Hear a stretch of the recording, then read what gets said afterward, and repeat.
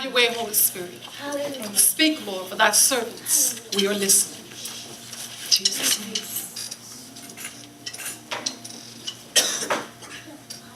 To everything, there's a season. Yes. A time for everything. What time is it? We've been hearing in the last few weeks, the word's been coming forth. Time is winding up. It's getting dark. The sun is going down.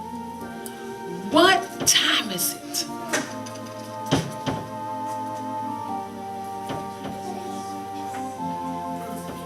What time is it?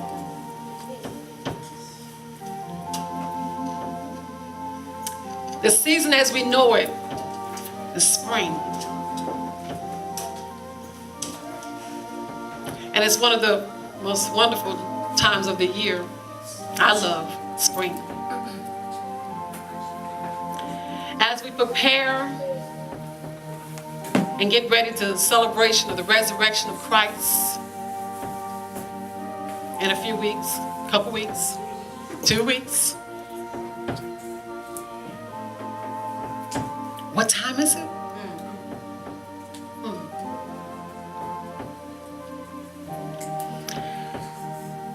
As I was preparing to come up and the sun was going forth, what time is it? The Lord threw the scripture in at me. He threw this at me to add it in. As you say, put it in the theme, along with the theme. And as I was standing there and trying to find, I'm all in the song and the praise and worship just now. I was trying to find the scripture and couldn't find it. It's in Isaiah somewhere, and somebody, if it come to you, please let us know. It's in the book of Isaiah. And the scripture says that hell has widened its borders. What time is it?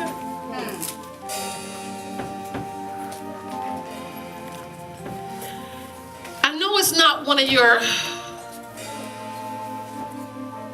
used to things you used to hearing about on a Sunday morning. What time is it?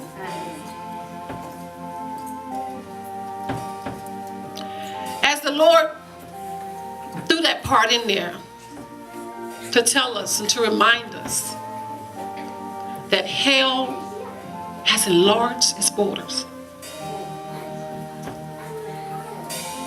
It's in the book of Isaiah. Now last I checked, I got about 4 generations of family here in Tampa Bay area, the Jacksons and Bowens.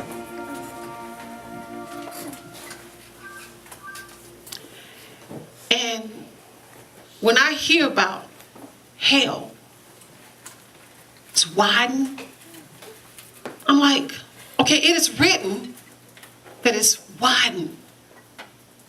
Why is hell getting wider?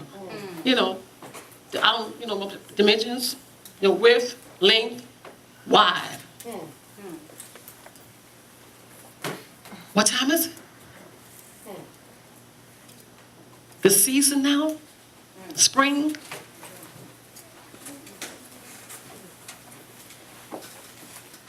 Believers, it's time. It's time. I'm reminded, the Spirit of the Lord reminded me of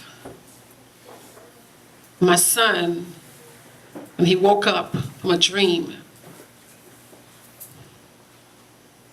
And yes, son, the Lord told me to throw this one in there.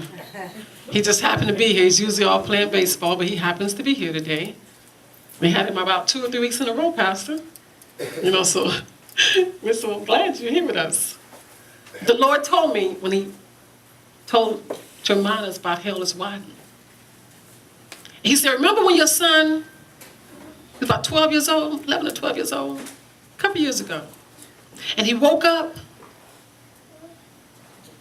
and he was telling you about this long line that he was in. And in your mind, you're thinking, what in the world 11 or 12-year-old boy doing in that line? And you know your kid ain't making it up, because you know the tears are dropping, everything, you know, the emotions, everything's going with him telling about this long line that he was in. He said, Mama, the line was the line on the way to hell. A little young kid. He's 14 now, he's older, but that's kind of young. To be in a long line.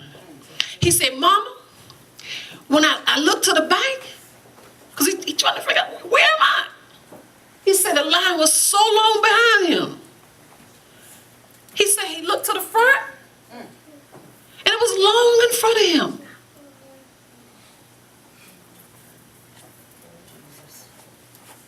And I'm like, and then he started striving hell.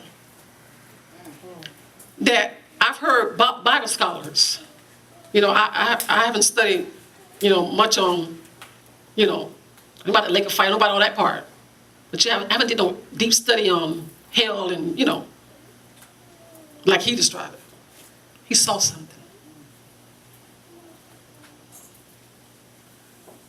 And I know he made a decision. Why am I here? Don't want to be here. Don't come here.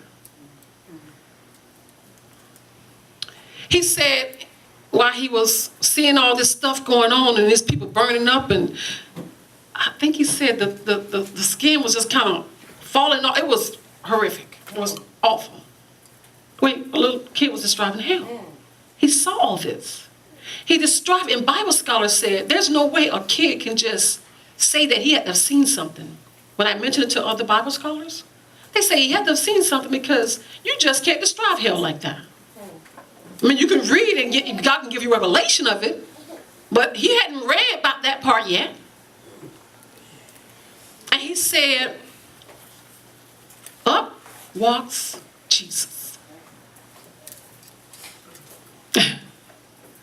I'm like, Jesus walks up in the line in hell? What time is it? Right before he had that experience, that vision, that dream, a few weeks before that, you know how some of y'all call your parents crazy when you see them doing little things, like, oh, mama crazy, mama just out of it, mama. She done lost her mind. Well, we all was in our family room just hanging out and hanging with Jesus, and a praise came on me. And I was just dancing before the Lord. In my natural mind, I should have hit. And this is in real life. This is right before the dream, a few weeks before the dream. I should have hit the TV, a whole bunch of stuff. Because I was like, literally, felt like I was flying. But I was praising the Lord. I was dancing before the Lord. My husband was sitting in his seat, and he was telling the kids, stop laughing, y'all. Stop laughing at your mama. You know, y'all stop laughing. You know how y'all kids do. They didn't stop. They kept laughing at me.